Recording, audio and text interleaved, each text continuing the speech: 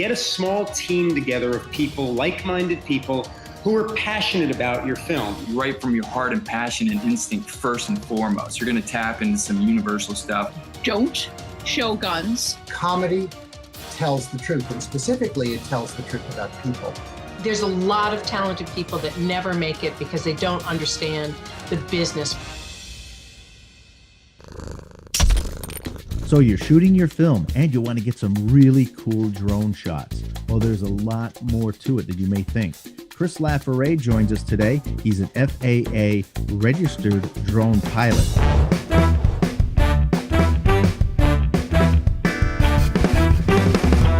This episode is brought to you by GlideCam Stabilizers.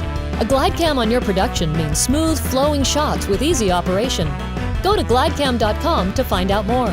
Chris Laforet joins us today. He's the owner of Shutter Release Films, and he's newly licensed to be a pilot for drones, and he's going to teach us a little bit about what's involved in getting your license to fly a drone for filmmaking. Welcome to the show, Chris.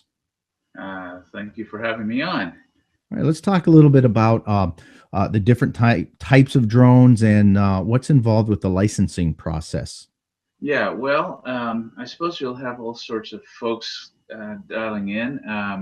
There'll be folks who haven't actually done anything with drones yet, those who are actually working with them and basically wanting to work their way through.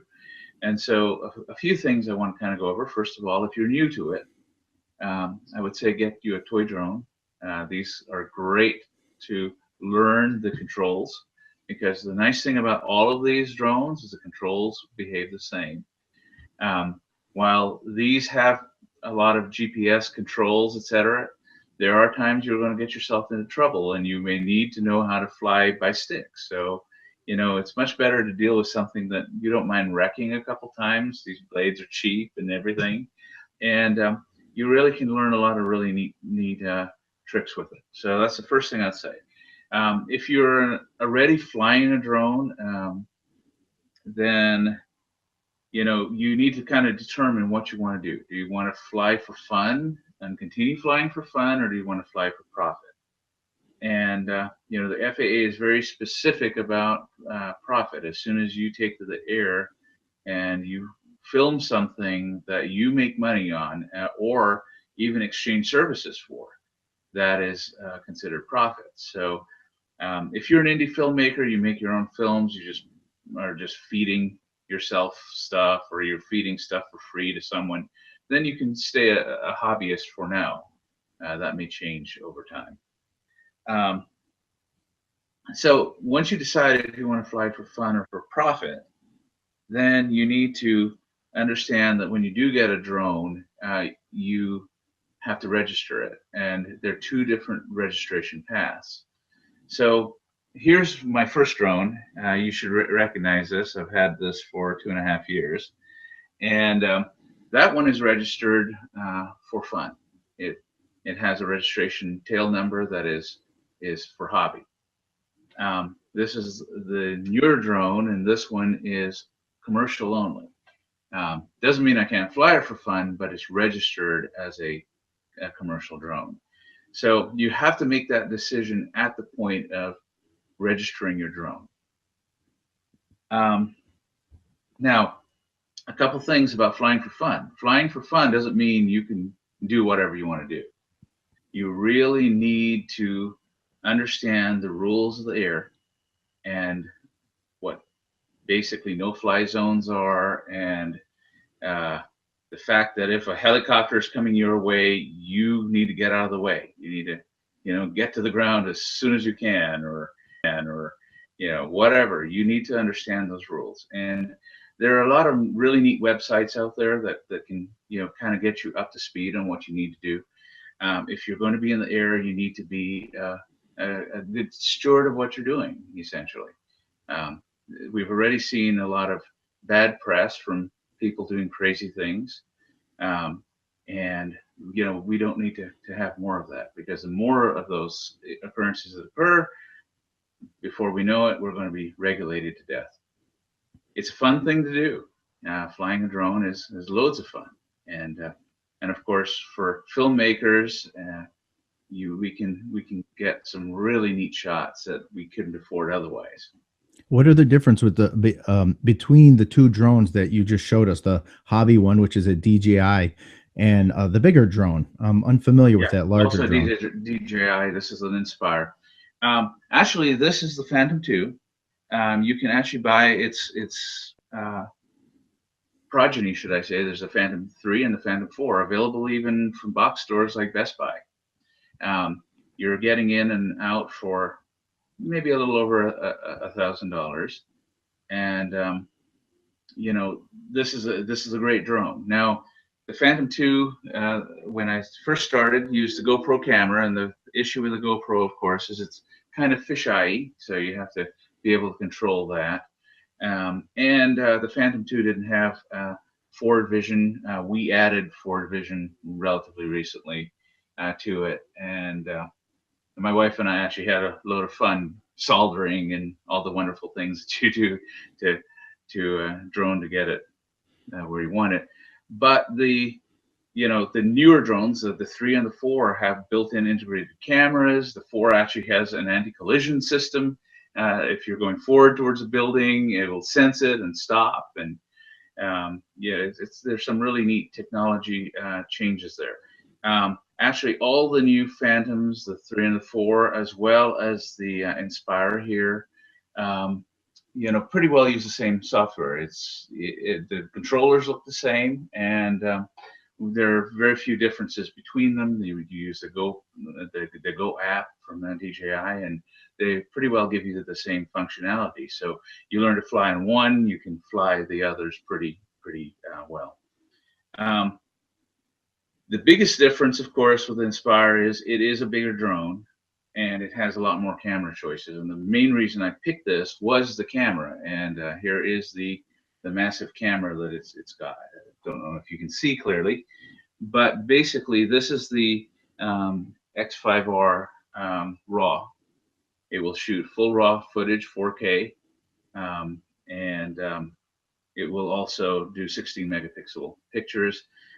The lenses are interchangeable. There's a series of lenses that you can get. It's a 4/3 form factor on the sensor, a nice, relatively big sensor, and so you really, it's really, I call it a flying camera platform. It's more than a drone at this point.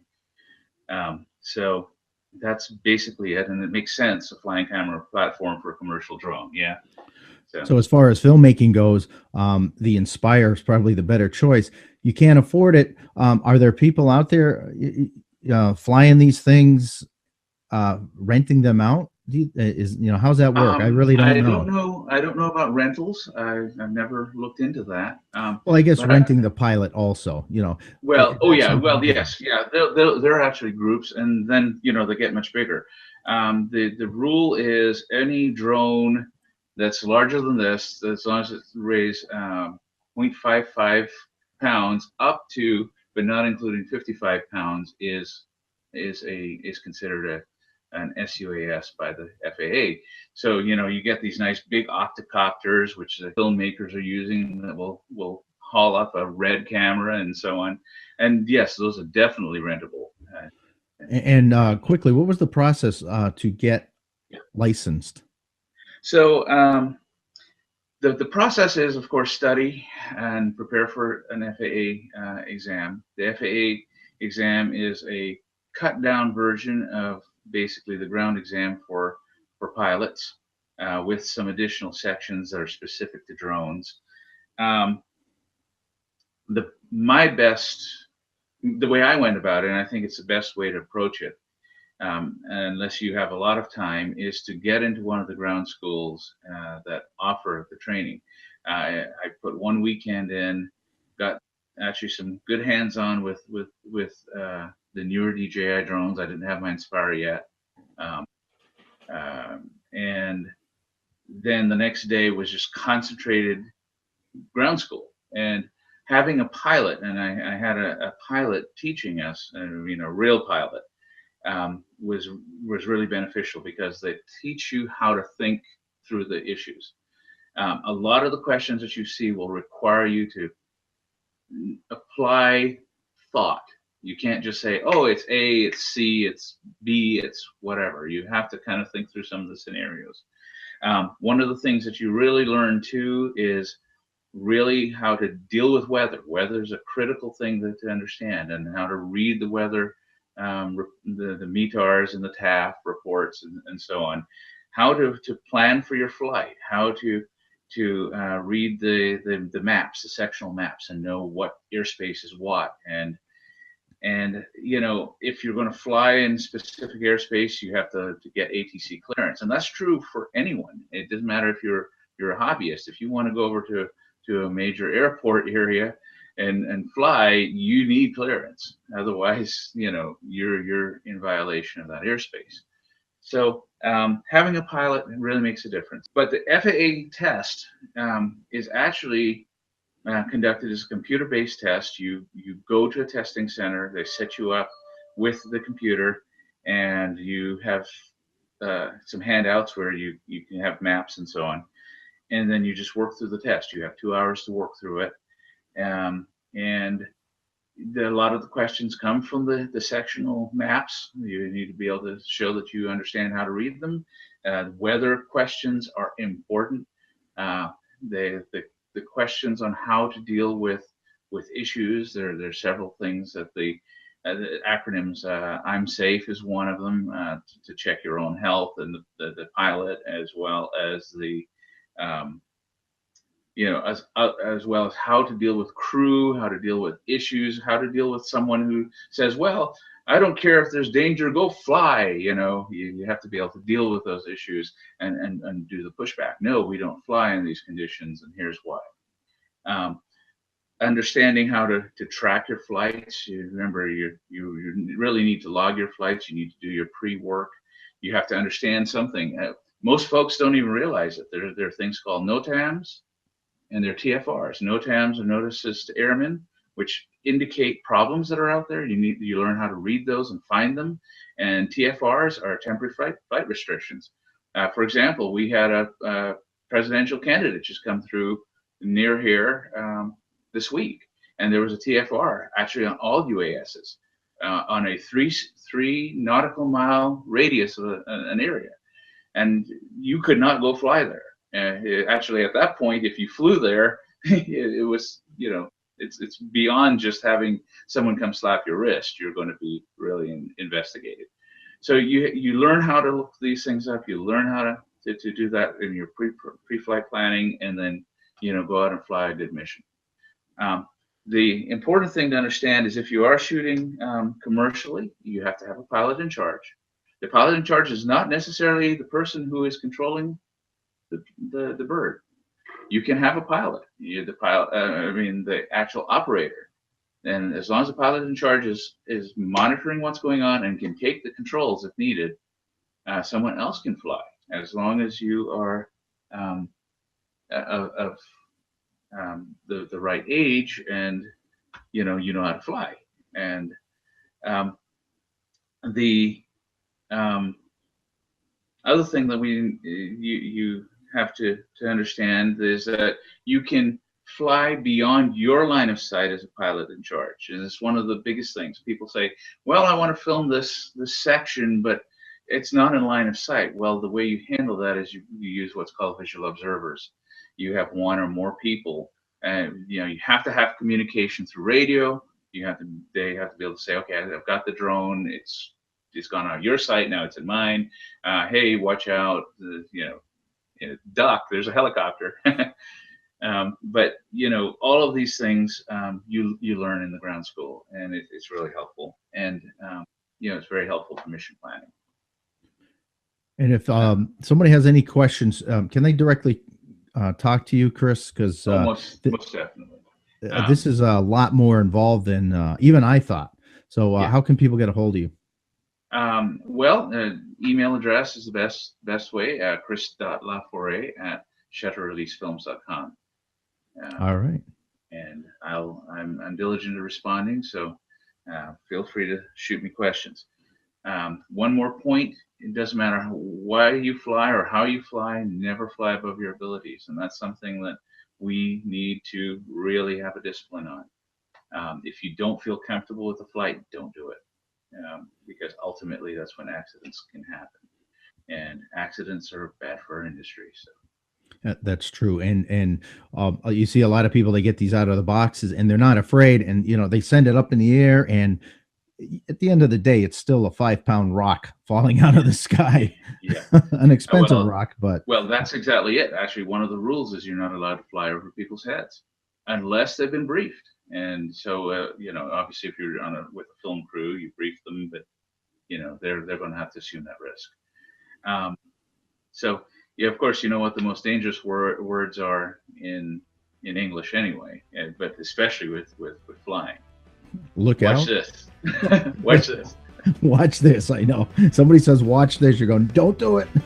Yeah. Thank you very much, Chris. Thanks for joining us. Great information on drones. And I look forward to having you back. Great. Thanks. The versatile, lightweight GlideCam stabilizer. A GlideCam on your production means smooth flowing video with easy operation. GlideCam, the name and future of camera stabilizers.